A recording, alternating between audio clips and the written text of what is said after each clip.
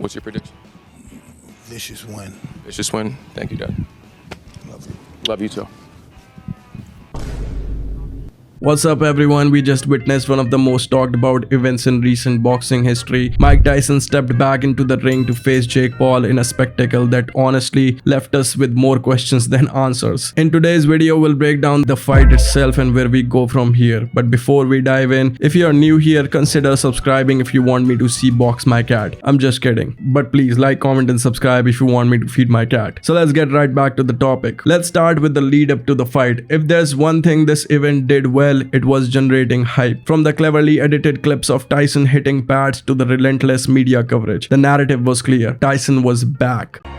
Final thing, I presume that Mike Tyson is watching this right now. Is there anything you want to say to him? Mike, I love you, but this is my sport now. It's an honor to get in the ring with you. I'm so honored you're a legend, but I'm gonna take your throne, brother. There's a fundamental difference between me and Jake. He's a manufactured killer. Television and paper made him a killer. He's manufactured. I'm a natural born killer. That's the difference.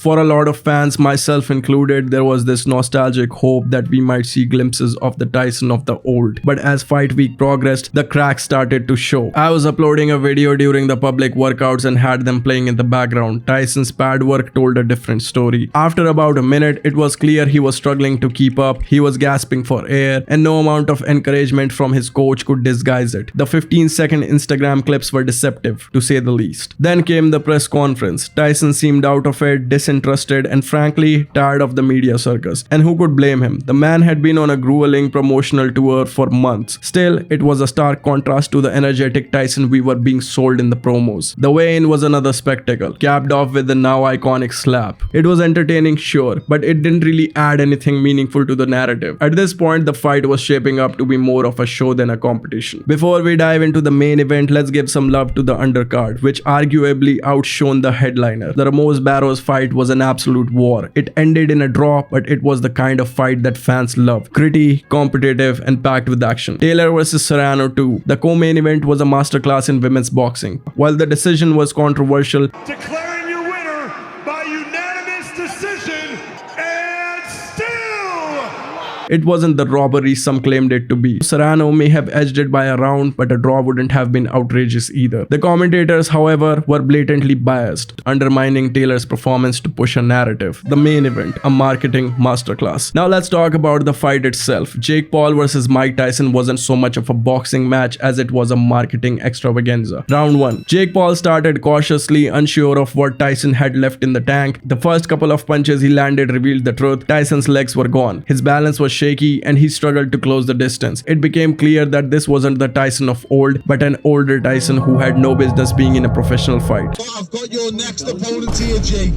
This guy's got two new hips. Throughout the fight, Tyson stayed stationary, occasionally throwing a few punches when Jake got his close. His inability to move or create angles was glaring. At one point, he even resorted to biting his gloves, an instinctive habit from his prime, but it felt out of place here. It actually felt more like it was scripted or staged. Jake Paul and his team had a smart game plan. They avoided going all in on an aging legend. A knockout might have been a PR disaster, turning the public against him even more. Instead, Jake played it safe, doing just enough to secure the win without causing unnecessary damage.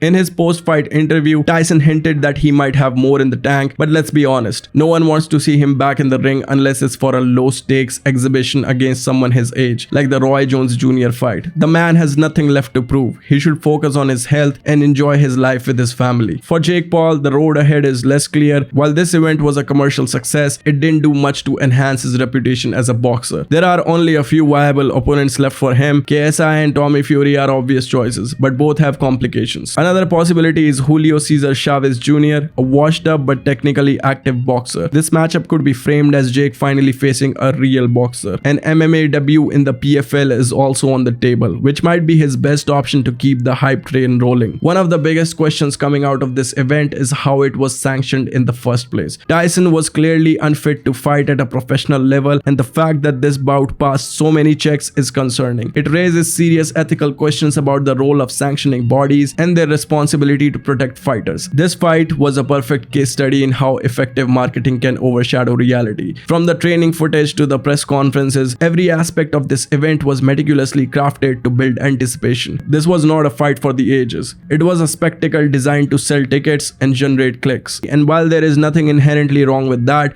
it's important to call it what it is. At the end of the day, the Tyson vs. Paul fight was a reality check for boxing fans. It shows us the power of nostalgia and hype, but it also reminded us of the importance of integrity in the sport. Tyson should never have been in that ring, and Jake Paul, for all his marketing genius, still has a long way to go if he wants to be taken seriously as a boxer. I want to hear from you. What did you think of the fight? Were you disappointed, relieved, or maybe even impressed? Let me know in the comment section below. And if you enjoyed this breakdown, don't forget to like, comment, and subscribe if you want me to feed my cat. Thanks for watching, and I'll catch you in the next one. Peace.